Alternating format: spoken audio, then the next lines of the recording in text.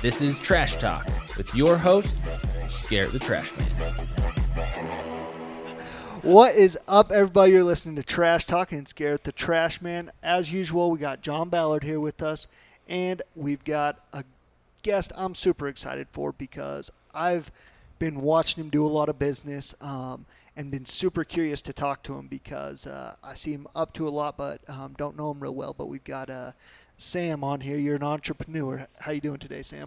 Pretty good. I'd call me a serial entrepreneur. A serial entrepreneur, and I would agree. From the outside looking in, that definitely sounds right to me. So, yeah, we're excited to have you on today. Thank you. Let's jump into it, John. You got a rant? You got something to talk about? I do. I got a rant. All right.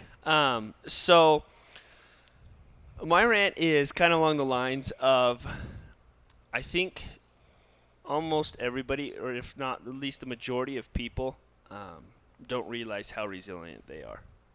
And I kind of had an experience over the weekend where I was like, man, that really sucks. That's rough. I'm tired. I'm beat. Like, I don't want to have to do that. And then, like, the next day I was thinking to myself, like, it's incredible how we as humans are so resilient, and most of the time we don't even realize it. Mm-hmm. And, I mean, you think about it, like, the reason we as a species are the way we are is because we're resilient. Like, we've been able to figure things out. And so many people have gone through life realizing, hey, like, telling themselves, oh, well, I'm not very resilient. Like, I can't come back from something like that. Yet they always do. Mm-hmm. And they always and I think most people just aren't awake to the fact that, hey, I can come back from a heck of a lot more than I think I can, but most of the time I'm just not aware that I can do that. Yeah. So, anyways, realize how resilient you are because you're a human being. Like, it's in your nature. Yeah. And Makes me think of, that podcast I recommended the other day, the Business Wars? yeah. Have you listened to any of those? Oh, I actually listened to all the ones with Amazon and Walmart. Yeah. Are you a podcast listener? No, I've never listened to a podcast in my life. So you're doing a podcast before you listen to a podcast. It's pretty good. That's pretty sweet. But like all those business wars that I've gone through, so this is a podcast that just talks about different businesses, and they're usually huge businesses. Almost all those guys, there's like huge things that happen that would knock a ton of people out. And those guys just keep going after it. They're relentless. And, yeah, I like what you said there about we're resilient. You can just keep going. I had a mentor once back when I was doing door-to-door sales that used to tell me that, like, energy wasn't a finite resource. And when he told me that, like, it clicked for me. I was like, oh, my gosh, that's so true. When I'm tired, I can just decide to not be tired anymore and keep working, and, like, you get it done. Yeah. That's something that's cool about being human, for sure. Well, you said you didn't have anything bounce around your mind. Anything come to mind for your rant before while we talked? No, I've got nothing to rant about. No. I don't pay attention much to anything except for what I've got going on. Yeah. I've got no time for BS or anything like that. So let's move on. Yeah, well, dude, I think that's an incredible rant right there. Don't have time for BS and pay attention to what you got going on and have all the other crap. I like that a lot. Yeah, so all I've got to say, I'm going to maybe score some brownie points with my mom and with my wife because Mother's Day was Sunday, so this is a little bit late. But I realized on Sunday how much Mom's and my wife does because I've got she's 7. I've got a 7-month-old and a 3-year-old. And so Sunday morning, I'm like, all right, I'm going to hop up right when my daughter gets up so my wife can sleep in, and I'll handle the kids until she wakes up. And usually I'm out of the house by like 5:30, and then I'm back in the evening, and like I don't even see what happens in the middle.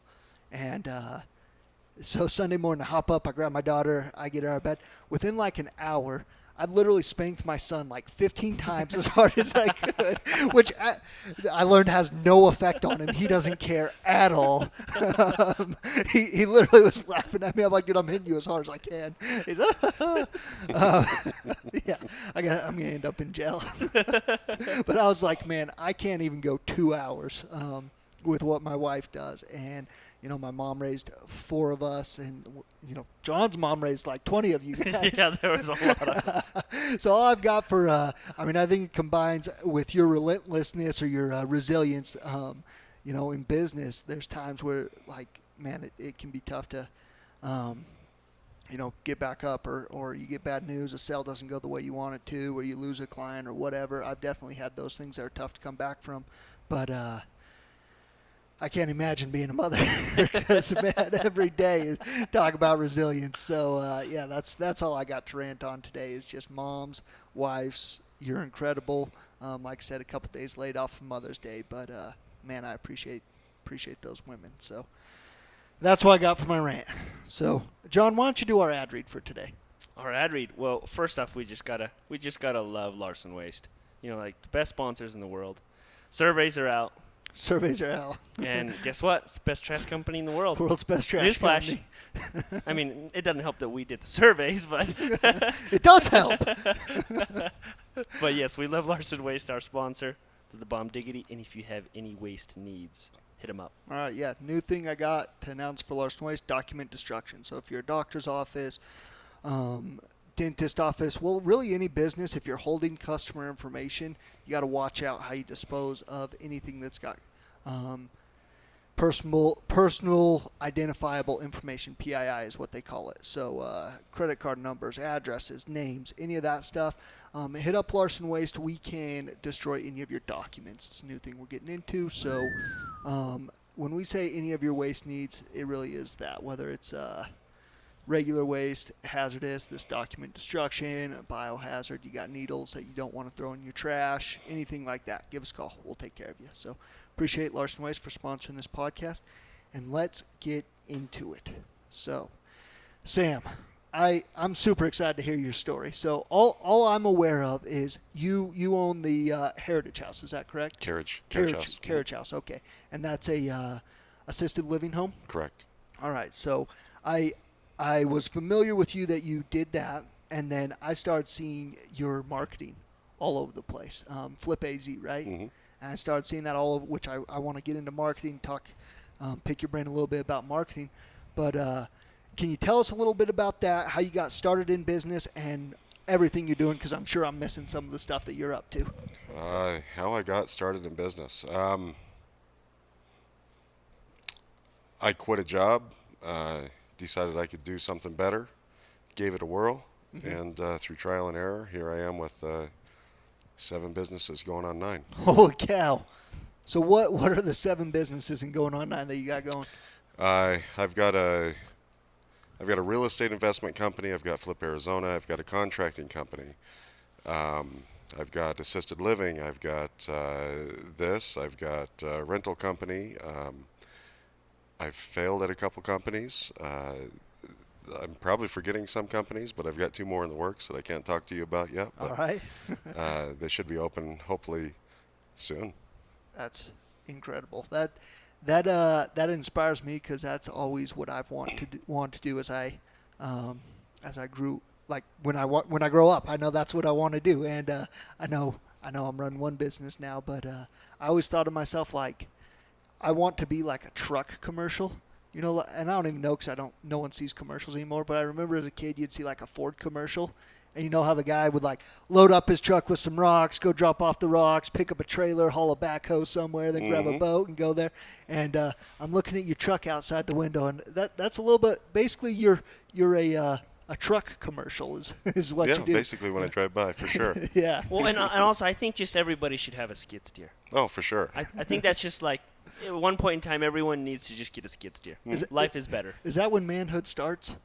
When you get a skid steer? Debatable. It's debatable. Man, I got to get one. I've just been borrowing one from a buddy, but I better get after it. That and a dump trailer. Makes life so much easier. That's true. Well, I think I got the dump trailer handled. Yeah. It's not a dump trailer, but I think I got enough that can do the same thing. Yeah. The equivalent of. So what was the job you were doing that you quit, and what was the first business you stepped into? Well, I won't tell you what I quit, but I started a company called B&M Marketing Solutions. We marketed doctors throughout the United States for postoperative bariatric surgery after a company went under that I had worked for. Mm-hmm. That was a catalyst into just a whole bunch of nonsense that I've been involved in since. As soon as I open something, I'm looking for the next thing to do. I like growing. if I'm not growing, I'm going behind. And if from where I come from, I've been to hell and back, and I don't want to go to hell anymore. Yeah, you're done with the hell. Hmm. Yeah. So that's there's so much advice that people give out there, and so often people, I hear it at least, like, stay on one thing, pick one thing, and just stick with it. And doesn't sound like you do that much. No, diversification is key. Yeah, and I love that because that rings true to me. I feel like there's a lot more safety in that because, hey, if not all your eggs are in one basket. That's a true story.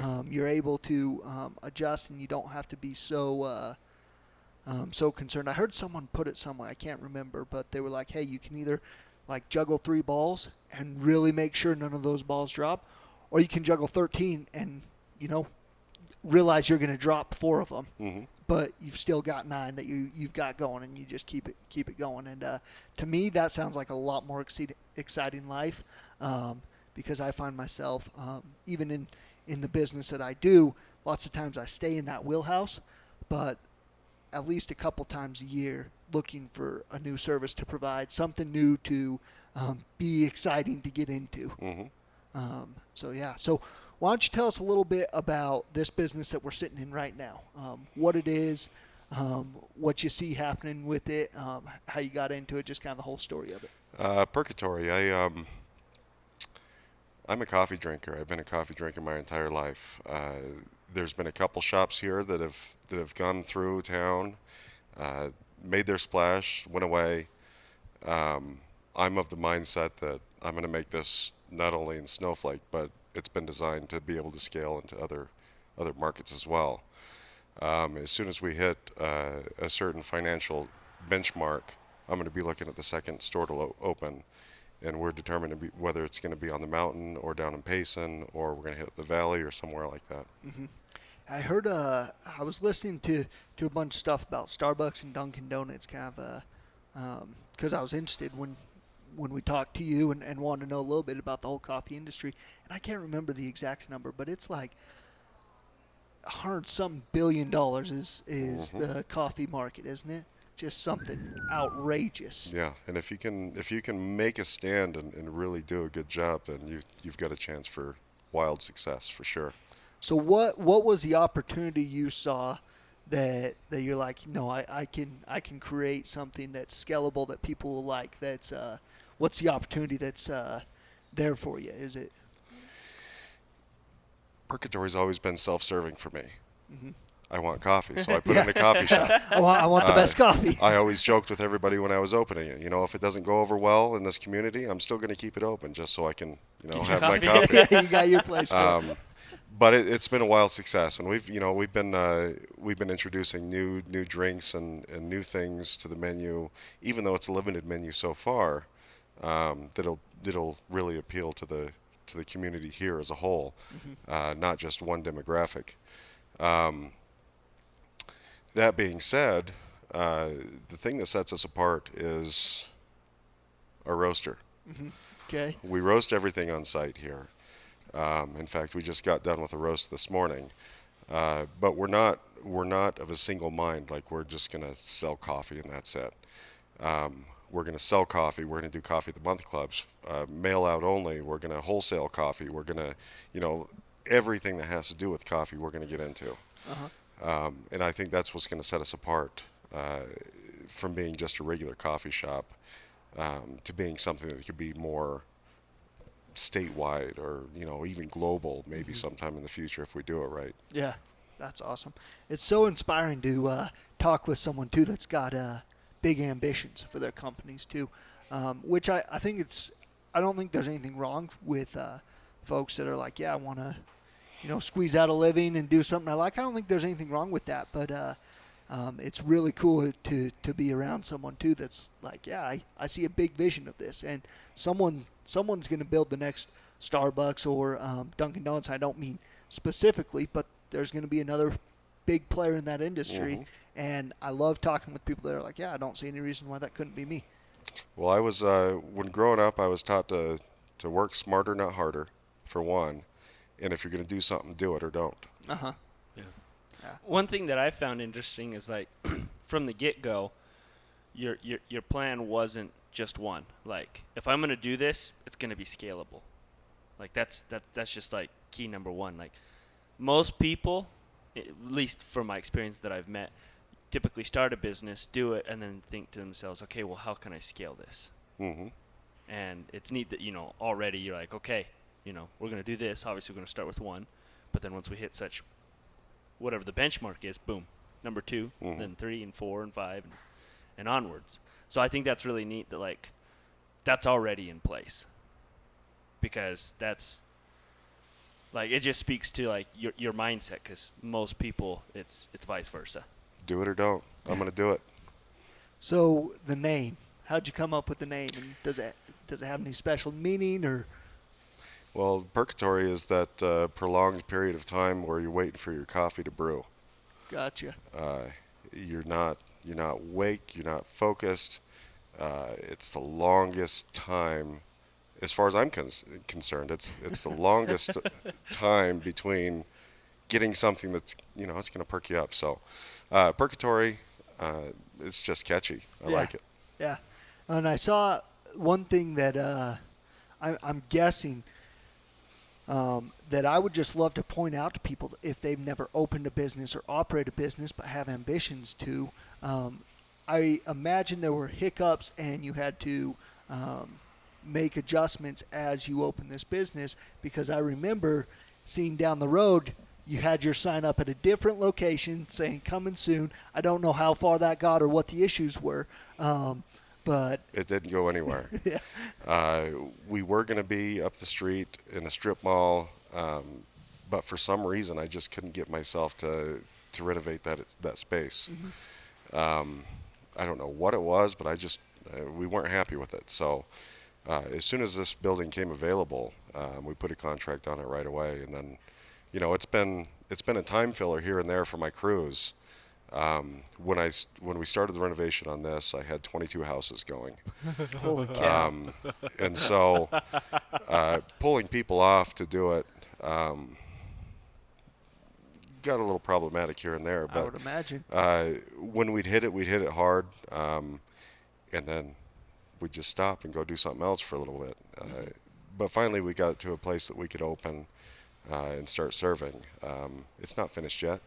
It's probably the ugliest thing on the street right now, but we're going to get there. Well, I'm going to disagree with you that it's the ugliest thing on the street. Yeah, I mean, probably. Our main street could definitely use some use work. some TLC. Yeah. I'm looking across the street at this hotel, and I was so happy to just see it not be abandoned. Sitting, yeah. Right. Just like any business that gets started, I'm so excited to see our old buildings filled, and especially guys like you that will come in and renovate it, because I think there's so much value in things being nice and beauty Oh, that absolutely.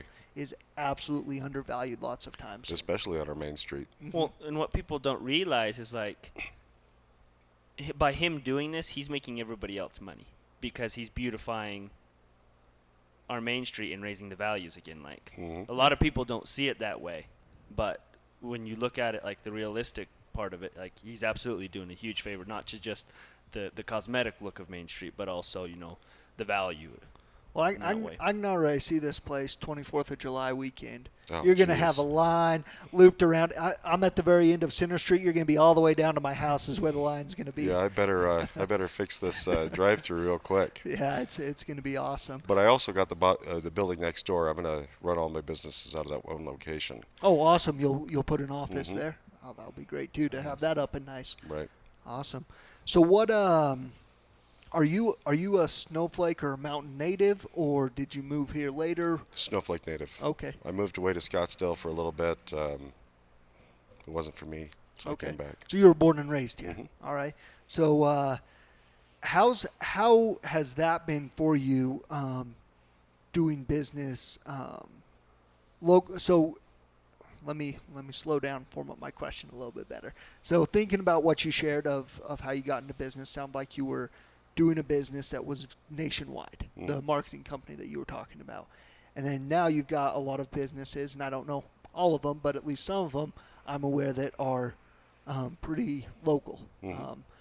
what do you see as a distinction, or how is it different working with a company that serves nationwide versus a company that's local, given it's people that you grew up with, your neighbors, possibly your family?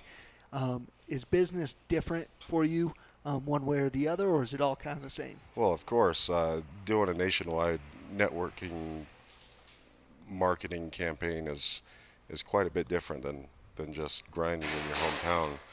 I'm not on the phone all the time with potential physicians or nurses or things like that, trying to get them to buy into a system. It's just me going out and pounding the pavement and doing what I do, and then people notice. So Yeah, that's awesome. Because and that leads right into a question I wanted to ask you, because Flip AZ, I didn't know it was you at first, but I just started seeing it everywhere, and I'm like, who is Flip AZ? And honestly, I thought it was, well, you are big, but it sounded. It looked good. It sounded so professional to me that it seemed like it was probably a very large corporation that had put this together. So when you're looking at marketing, because it sounds like you've had a lot of experience with marketing, and from what I've seen, you do it very well. What's an what approach? How do you approach marketing? What's your philosophy around marketing, and how do you make marketing decisions? it's always a common sense approach. You've got to find something that's catchy and just play off of that. Mm-hmm.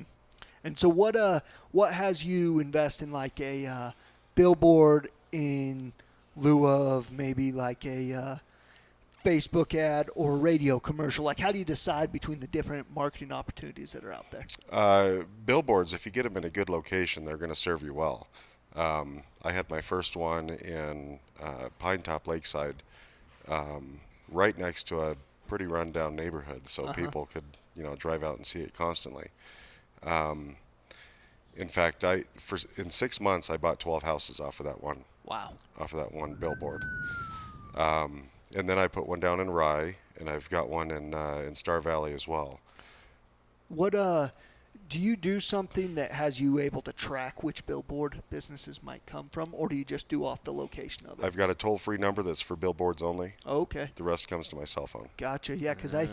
we just opened up in Payson, and I've obviously see your billboard in Star Valley. That's actually right by our yard down there. Mm-hmm. And I've really been kicking around the idea of getting a billboard down there, but I that makes a lot of sense to have a special number for that, so you can know, hey, this came in from the billboard. This wasn't our Facebook ad or our Instagram ad or that fundraiser we did. This is that billboard. So. And even the phone number, 833 I Flip AZ. Yeah. Rhymes. So. Easy to remember. Yeah. Huh. That's awesome.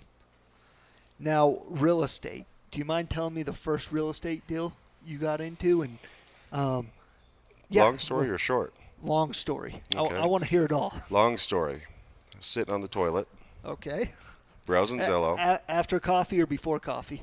After coffee, Okay, always. so it was a productive sit. Right, on the it was toilet. productive for sure. Browsing, Multitasking. yeah, multitasking, browsing Zillow as people do, Uh-huh. and I saw that there was an auction that morning in Snowflake, and there was 14 houses attached to it. I called up my mom, and I asked her if she wanted to go check out wanted to go check out an auction with me, and we went. We didn't have time to browse any of the houses except for the two that were here local, and we ended up buying one for dirt cheap. This was in 2013. Okay. And then we just, I'm YouTube certified in most everything I do. Joanna knows about that. After one day of working with me. Well, if you can filter through the BS on YouTube, then you can find some really great resources. Oh, And I found a couple that, if I needed to know how to do something, I'd watch it, and then I'd watch it again and watch it again until I felt comfortable, and I'd just do it. And so that's how I started flipping houses. From there, it just kind of snowballed. We bought that one for cash, flipped it with our money, put a renter in there. In fact, we gave a low-cost rental to one of our supervisors at Carriage House. Okay. We ended up doing a cash-out refinance on that house, bought a second one, flipped that one, and put another one of our supervisors from Carriage House into that house. And then as luck would have it, natural attrition in businesses. Both of them ended up leaving a time later, so we sold them both and just kept going. Yeah, that's awesome. Wow. I bought the first house I've ever owned like a year and a half ago, and all the renovations are definitely YouTube certified, just like that. We redid the whole house, and yeah, everything was like, all right, I don't have any idea how to do this. How do I take out a tub? Right. YouTube. It's crazy how much you learn from your first one. Absolutely.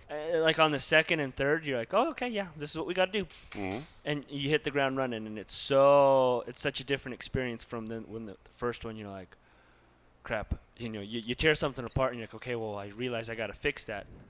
But how do I fix that?